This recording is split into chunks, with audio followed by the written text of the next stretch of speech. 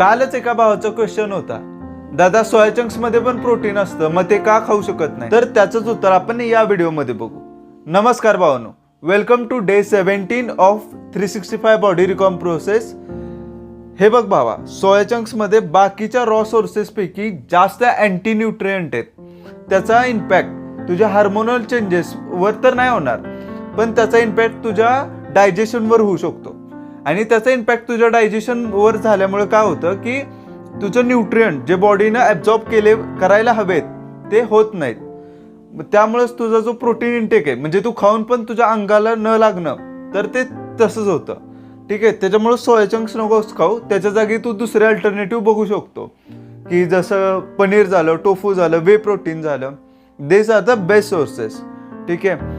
आता असं पण नाही की मी कधी सोया चंक्स खाल्ले नाहीत आणि मी त्याचं फक्त बाहेरचं बघून वाईट म्हणतोय. तुला सांगतो, पूर्ण दीड वर्ष मी सोया चंक्स खाल्लेत आणि त्याच्यामुळं माझं डायजेशन फकअप होत होतं. फक्त आता मला माहीत नव्हतं की त्याच्यामुळं माझं डायजेशन फकअप होत आहे. सो आता माहिती आहे, तो मी तुला एक भावाच्या नात्यानं सांगतोय की सोया चंक्स नको खाऊ, त्याच्या जागी दुसरा अल्टरनेटिव्ह बघ. That's all for today. This is my total workout chart. One more step ahead to the process. Meet you tomorrow with the next step.